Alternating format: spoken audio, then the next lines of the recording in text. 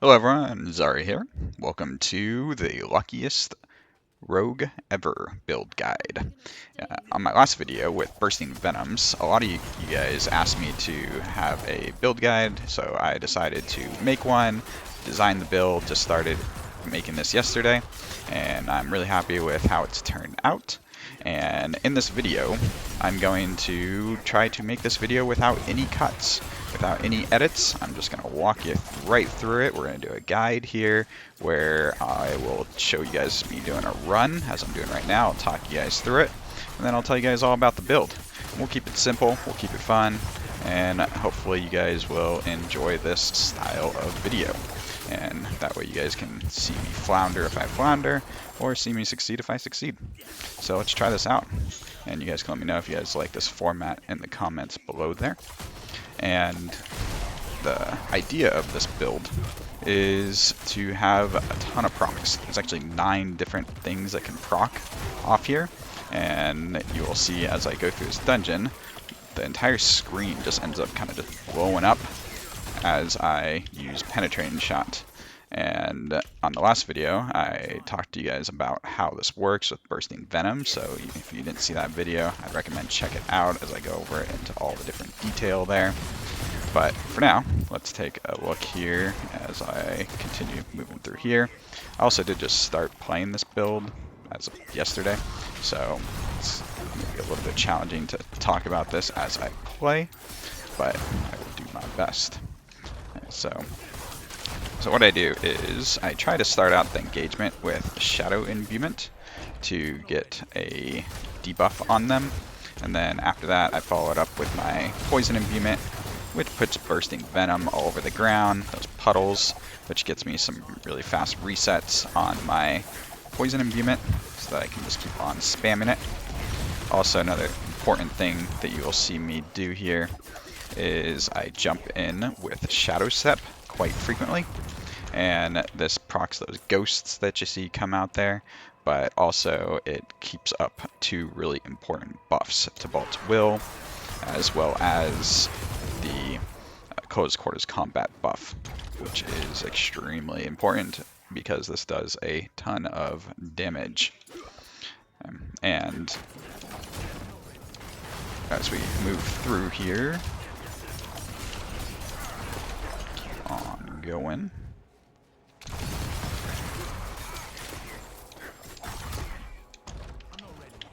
And you'll notice that this build, it is very good at clearing, as it has tons of AoE, it has tons of procs.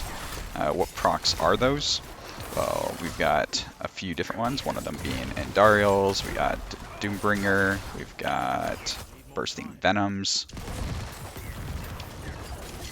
We also do have X-Falls as well.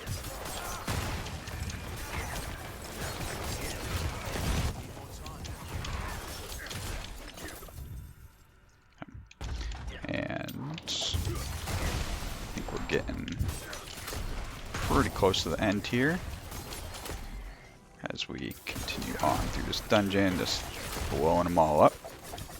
Easy peasy.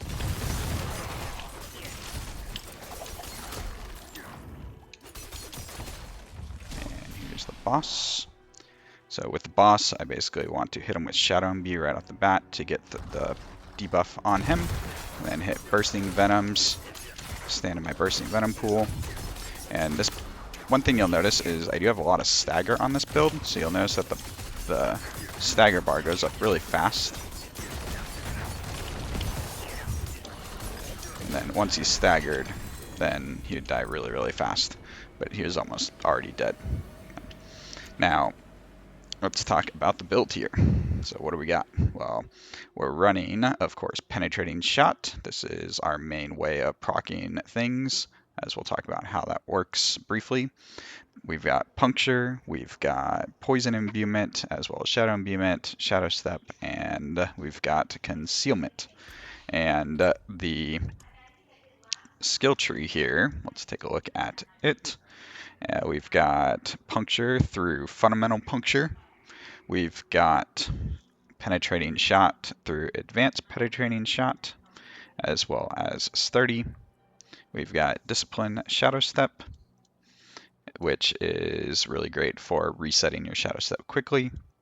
We do have Dark Shroud, taking through Subverting Dark Shroud for more increased movement speed. We've got Shadow Imbuement through Mixed Shadow Imbuement, which increases non-physical damage done. And we are taking Mixed Poison Imbuement because we have an insane lucky hit chance, so this is going to do better than Blended Poison Imbuement. One thing you'll notice is I am not taking Precision Imbuement. I don't really care about my crit chance.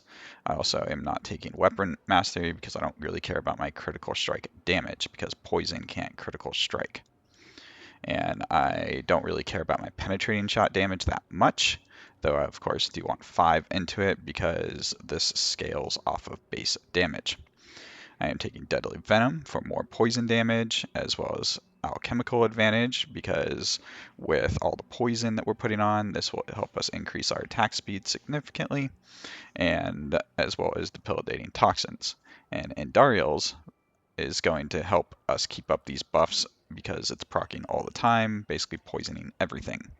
We do take Frigid Finesse because we are freezing everything with frostburns, and this gives us a huge damage multiplier. And Innervation gives us just insane amounts of energy regen because we're proccing all the time. We take Haste for the increased movement speed, and of course Close Quarters Combat, which we are proccing with Shadow Step, as well as the Penetrating Shot or Puncture as our marksman skill. And we are also taking Shadow Clash, just throwing 1 point in there. This is to get out some more stuns, since we will be lucky hitting all the time. And this helps increase our stagger as well on bosses. Now, our specialization is of course combo points. What about the gear? Well, we have andariels, we have Disobedience, and we have Frostburn. This helps freeze everything, and which is how you'll see everything freezing, which also synergizes really well with Frigid Finesse, as well as one of our vampiric powers, Domination. And another thing is to point out here is the lucky hit up to a 5% chance to restore 18.8% primary resource. This is huge for being able to spam penetrating shot, which is pretty expensive. And if you go back and look at the video, you'll see my energy popping up all the time right after I shoot, and that's because of this, as well as the passive skill that I just talked about. We do have Tibalt's Will, of course. This is how I end up with being able to get 22 combo points because of the plus 20 max resource. If you haven't heard about this, go check out one of my other videos on Tibalt's Will. And then we do have our boots here with Shared Misery. This helps spread our CC, our freeze from Frostburn all over the place, as well as our stuns and slows from Puncture. And then we have Trick Shot on our crossbow in order to get more AoE damage and scaling up our AoE penetrating shot damage to 50%. And then on my amulet, I am taking Umbrus. This is how I'm able to keep up those shrouds around me without having it on my skill bar. And because, again, we lucky hit a lot, this is very easy to keep up. And I am taking +3 Frigid Finesse in order to synergize with Frostburn. And then we have X-Fouls. This is a nice big proc that synergizes really well with Bursting Venoms. It goes off all the time. That hits really hard. And then we have Bursting Venoms. This is the thing that ends up helping proc everything a lot, along with, of course, Penetrating Shot. And if you haven't seen my video on Bursting Venoms and how that works, I'll put a link in the description below, and probably be the little thumbnail at the end too, if you want to click on that. And then we do take Condemnation. This gives us a way to generate these 22 combo points almost instantly. And one thing to note is the 40% extra damage actually doesn't work over 3 combo points. It only works if you spend 3 combo points. So it's a little unfortunate, but it is still worth using. And then we have Doombringer, which gives us another proc that does good AoE damage, as well as reducing the damage that enemies take by 20%. And also there's another lucky hit that gives us a 5% chance to heal. So this is a huge healing way that we heal. So it's very nice as well. And then what about our vampiric powers? Vampiric powers, we do take Undying just for more healing, and Ravenous, this is to help us increase our attack speed. We've got Domination. This is really huge for that 24% multiplier to frozen and stunned enemies. And also, if they're injured and they're not an elite, they instantly die. And this is actually pretty huge as well. And then we have Flowing Veins, which increases our dot damage by 60% when they are cursed, but they do need to be cursed, so or moving. And how do we curse them? Well, we have a Curse Touch, which is another lucky hit. So actually, there's probably like 11 different lucky hit things on this build. Now I think about it, there were a couple that I missed there as we went through there. And then we have Paragon. What's up with that? So Paragon board, I am taking Efficacy. This is to scale up our poison imbue damage.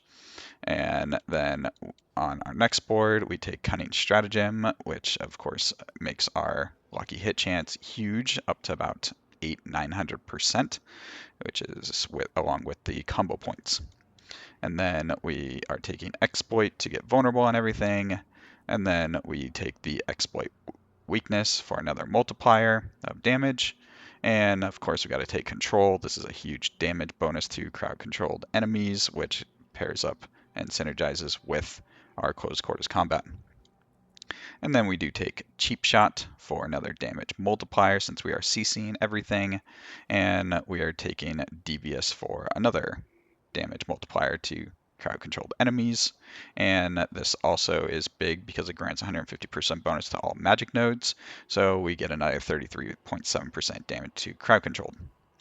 And then we do take the Canny for an additional damage multiplier to non-physical damage, as well as Eldritch Bounty. And this is one of the reasons actually why I am taking Shadow Imbuement, because by using Shadow Imbuement, I get a 20% increased damage to all shadow damage. And guess what else is shadow damage? Doombringer. So that is big. As well as when I use my Poison Imbuement, it increases all my poison damage. That also scales with andariels, as well as X-Fouls. So it's also very nice to keep in mind as a way of increasing our proc damage. What about the Abattoir of Zir? So there's a couple things here that you could change for Abattoir of Zir as things scale up. If you want to scale your poison imbue damage higher, which is putting in the Shaco. And the Shaco here, if we throw that in, that is going to help scale up our penetrating shot as well as our poison imbuement, making that do more damage. Another change that you could do as a potential swap for bosses is throw in this here, which gives us 80% more poison imbuement damage. So throwing in corruption could also be very handy. And you could even potentially swap out X-Fouls if that ends up not scaling up to enough damage and you really want to buff up your damage some more. You could throw in something like Elements in order to scale up your poison damage even further. And this combination here would really bump up your damage a lot. So hope you guys found this video helpful. Hope you guys enjoy playing it. And if you guys don't mind, feel free to hit the subscribe button for more of this content in a future time. Later on, guys. Bye.